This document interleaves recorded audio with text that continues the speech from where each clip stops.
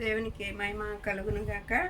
మరి యోహాను రాసిన పత్రిక మొదటి పత్రిక మరి మొదటి అధ్యాయంలో దేవుడు 4వ అధ్యాయము ఇక్కడ 9వ అధ్యాయంలోంచి దేవుడు ఇలా మాట్లాడుతున్నాడు. ఆయన ఈ లోకమునకు ఎలా వచ్చాడు అనంటే ప్రేమ స్వరూపుడుగా వచ్చాడంటండి. ఆయన మనము శత్రువులుగా ఉన్నప్పుడే మనము ఆయనకి మరి విరోధముగా అయిన కార్యాలు చేస్తున్న పాపపు కోపంలో ఉన్నప్పుడే మనము దేవుణ్ణి ఎరగనప్పటికైనాను మనము దేవునికి వ్యతిరేకమైన క్రియలు వ్యతిరేకమైన బతుకుతున్నప్పటికైనాను మనల్ని ప్రేమిస్తూ వచ్చినాడండి.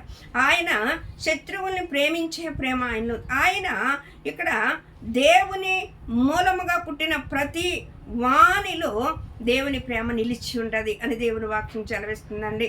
ఆయనలో మరి దేవుడు ఎంతగా మనల్ని ప్రేమించాడో ఆ ప్రేమ మనం ఈ లోకానికి కనపరిచేవారిగా మనం ఉండాలి అని దేవుడు సెలవిస్తూ ఉన్నాడు.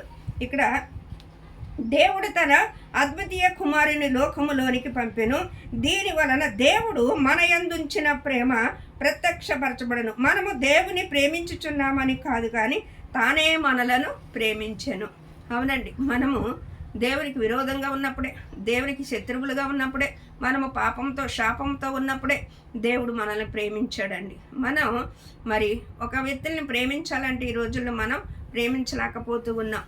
మరి ఆ ప్రేమ లేనివాడు నావాడు కాడు అంటున్నాడు. మరి ఆయనలో ఉన్న ప్రేమ మనము శత్రువులుగా ఉన్నప్పుడు ఎలాగైతే మనల్ని ప్రేమించాడో, ఎలాగైతే మనల్ని కనుగొన్నాడో, ఎలాగైతే ఆయన బిడ్డలుగా మనల్ని చేసుకున్నాడో, మనము కూడా ఆ ప్రేమను ఈ లోకానికి చూపించాలి అని దేవుడు కోరుకుంటూ ఉన్నాడు. మరి ఇస్కరియోత దేవుడి పక్షాన ఎంతగానో మరి లోపల యేసు ప్రభు వారిని అప్పగించడానికి చూశాడు. యేసు ప్రభు వారు అప్పగించడానికి చూసి యేసు ప్రభుని వెంబడిస్తూ ఉన్నాడు. అక్కడ మరి శాస్త్రీయ పరిచర్లతో కూడా అక్కడ మరి దేవుణ్ణి బేరం పెడుతూ ఉన్నాడు. మరి అలాంటి పరిస్థితుల్లో కూడా ఇస్కరియోతను దేవుడు ప్రేమించాడు. ఎన్నోసార్లు ఇస్కరియోతను దేవుడు హెచ్చరిక చేశాడు. తన హృదయాన్ని మార్చుకుంటాడు, తన నడవడికను మార్చుకుంటాడు, ప్రేమ కలిగి ఉంటాడు అని మరెంతో ఇస్కరియోతను హెచ్చరించినప్పటికైనాను తన స్వభావాన్ని మార్చుకోలేకపోయాడండి. దేవుడు చూపిస్తున్న ఆ ప్రేమ ఎంతగా చూపించాడో, మరి 3.5 సంవత్సరాలు ఇస్కరియోత దేవునితో ఉంటూ కూడా ఆయన ప్రేమ ఎల్లడపరిచినప్పుడు ఆయన ఎక్కడెక్కడ ఎంతగా ఆ మనుషుల్ని ప్రేమించినాడు, ఆ ప్రేమ అంతా చూచినా కూడా ఇస్కరియోతలో మరి ఆ ద్వేషము కలిగి ఆ మచ్చరము కలిగి మరి దేవుడు పక్షాన అప్పగించాలి ఏమైనా కానీ ధనాపేక్ష కలిగి ఉన్నాడండి. దేవాతి దేవుడు ప్రేమ మనలో ఉన్నట్లయితే మనం మరి ఒకరినొకరు ప్రేమించాలి అని దేవుని వాక్యం సెలవిస్తూ ఉంది. దేవుడు 10 ఆజ్ఞలు కూడుకొచ్చి దేవుడు 2 ఆజ్ఞల్లో పెట్టాడండి. ఏంటి అంటే నీ పూర్ణ హృదయముతో నీ పూర్ణ ఆత్మతో నీ దేవుడైన యెహోవాను ప్రేమించుము, నిన్ను వలె నీ పొరుగు వారిని ప్రేమించుము అని దేవుని వాక్యం సెలవిస్తూ ఉంది. దేవుడు ఇంకేమంటున్నాడంటే ప్రేమ లేనివాడు నావాడు కాడు అంటున్నాడు. ప్రేమ మచ్చరపడదు, ప్రేమ డంబముగా మాట్లాడదు, ప్రేమ అమర్యాదగా ఉండదు, ప్రేమ మరి సత్ప్రయోజనములను మనసులో ఉంచుకున్నదు. మరి ప్రేమ లేని వాడు తన ఒళ్ళంతా మరి కాల్చుకునటము కూడా దేవుడు ఎదుట వ్యర్థమే. ఆ ప్రేమ లేని వాడు ఎన్ని నీతి క్రియలు చేసిన వ్యర్థమే అని దేవుని వాక్యం సెలవిస్తూ ఉంది.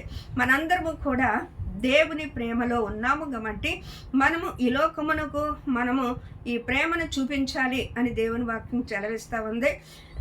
సహోదరుని ద్వేషించిన వాడు చూడలేని దేవుణ్ణి ఎలా ప్రేమించగలుగుతాడు అని దేవుడు సెలవిస్తూ ఉన్నాడండి.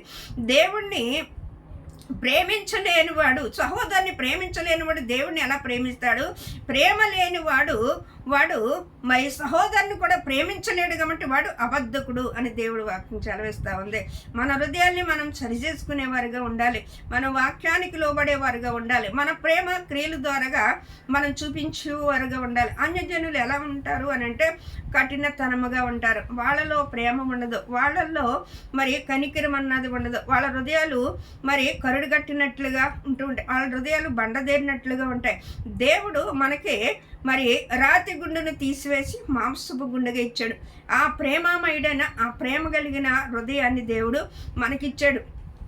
మరి పాపాత్మురాలైన స్త్రీ వచ్చినప్పుడు మరి అక్కడ అందరూ ద్వేషిస్తారు. ఈ పాపాత్మురాలైన స్త్రీ వచ్చి ఆయన పట్టుకుంటుంటే ఈయన ఏంటి పట్టుకొని ఎత్తున్నాడు అన్నప్పుడు మరి ఆయనలో ఉన్న ప్రేమను ఆవిడకు చూపించున్నాడు. మరి అలాగే కానా స్త్రీ వచ్చినప్పుడు తన కుమార్తె దెయ్యం పట్టి ఉన్నదన్నప్పుడు మరి మాట్లాడకపోతే ఆమె విశ్వాసాన్ని కనపరుచుకోవడానికి దేవుడు చూసినప్పుడు ఆమె పక్షాన కూడా మరి అమ్మా నీ విశ్వాసము గొప్పది అని అక్కడ కూడా ఆ ప్రేమను కనపరిచాడు.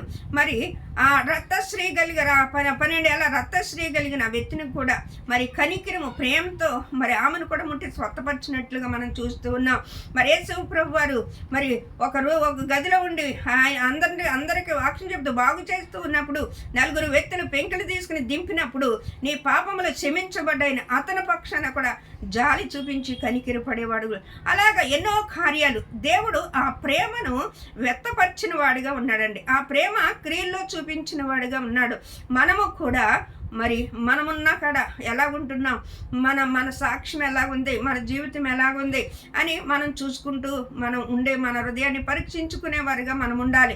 మన ఆత్మీయ జీవితము మనం బ్రతుకుతూ ఉన్నామంటే మన ఇంకా అనేక మంది చూసేవారిగా ఉంటారు. వీళ్ళ దేవుని బిడ్డలు అంటారు కదా, వీళ్ళ ఆత్మీయ జీవితం లేకపోతే వీళ్ళ మనసు ఎలా ఉందో అని అనేక మంది మన ఇంకా చూసేవారు. అలాగ మనము కూడా దేవుని ప్రేమను ఈ లోకానికి చూపించేవారిగా ఉండాలని దేవుని వాక్యం చలవిస్తుంది.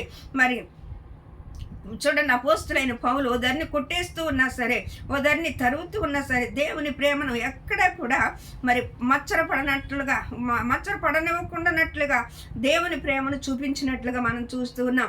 అలాగే పేతురు